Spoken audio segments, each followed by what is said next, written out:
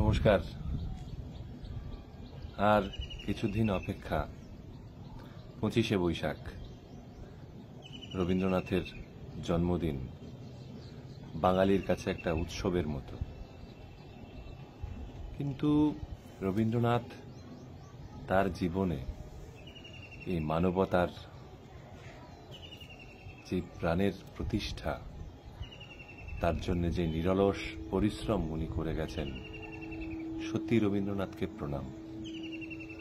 কিন্তু তার ব্যক্তিগত জীবনে রবীন্দ্রনাথের যে কত দুঃখ, কত কষ্ট, কত অভিমান, সত্যি সেটা রবীন্দ্রনাথকে দেখে উপলব্ধি করার কোনো জায়গা নেই। সে কোনো দিন কাউকে বুঝতে দেননি রবীন্দ্রনাথের দুঃখ, বেদনা। সত্যি মাত্র 13 বছর বয়সে মাতৃহারা হন। তার বিয়ের রাতে ভগ্নিপতি মারা যান। 4 মাস পরে মারা যান যার প্রেরণা ও ভালোবাসায় তিনি কবি হয়ে উঠেছেন, সেই বৌঠান কাদম্বরী দেবী। 1902 সাল কবিপত্নী মৃণালিনী দেবী মারা গেলেন। তখন রবীন্দ্রনাথের বয়স 41। 2 মেয়ের বিয়ের সময় শর্ত ছিল জামাইদের বিলেতে ব্যারিস্টারি ও ডাক্তারি পড়াতে বিলেতে পাঠাবেন। কিন্তু কিছুদিনের মধ্যেই রেণুকা অসুস্থ হয়ে পড়লেন, বাঁচানো গেল না তাকে। 1905-এ চলে গেলেন পিতা মহর্ষি দেবেন্দ্রনাথ ঠাকুর। 1907 সালে কনিষ্ঠ পুত্র 12 বছর বয়সে কলেরায় মৃত্যু হয়।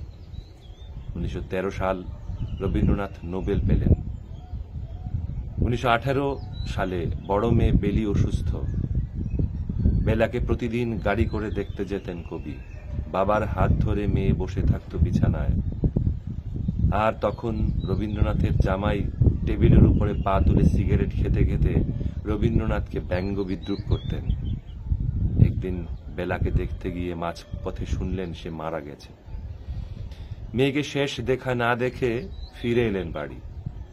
পুত্র রবীন্দ্রনাথ লিখেছেন, বাড়িতে এসে তিনি কাউকে বুঝতে দিলেন না কি শোকে, কি অপমানে, কি অসহ্য বেদনার মধ্যে দিয়ে তিনি সন্তানকে হারিয়েছেন।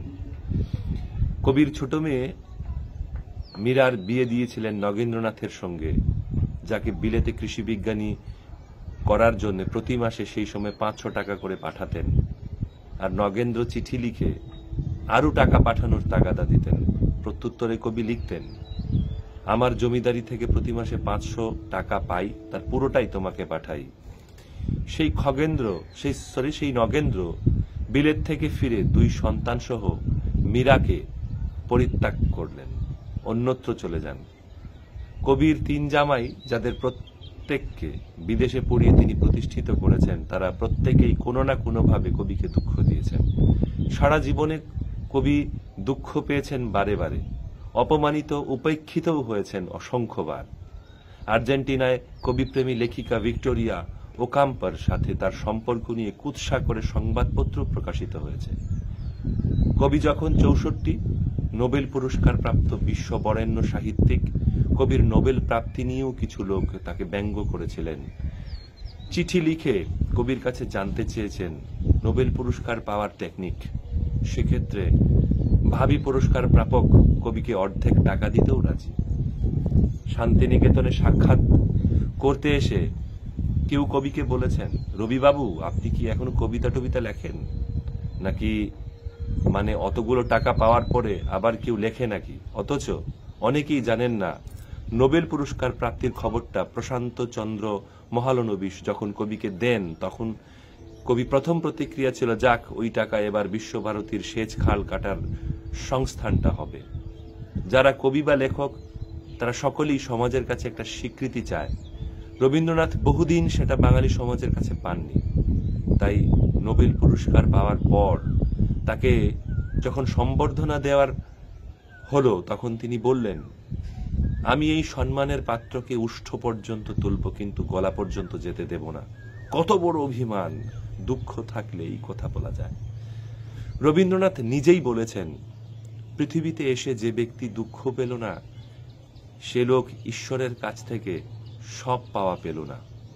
বারে বারে মৃত্যু, দুঃখ, অপমান রবীন্দ্রনাথকে শানিত করেছে সৃষ্টিপথে, নির্মোহ করেছে জগৎ সংসারে, নস্টালজিক করেছে ক্ষণে ক্ষণে।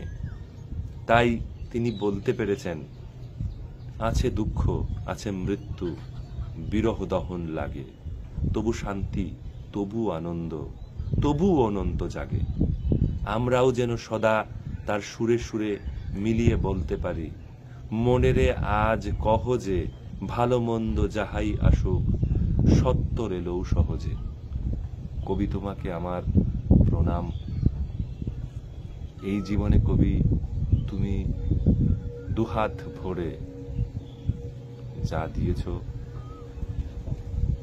তাহা ফেরাবার নাই কোনো সাধ্যি আমার। কবি, তুমি যেখানেই থাকো, ভালো থেকো, তুমি আমাদের মাঝে সদাই অমর।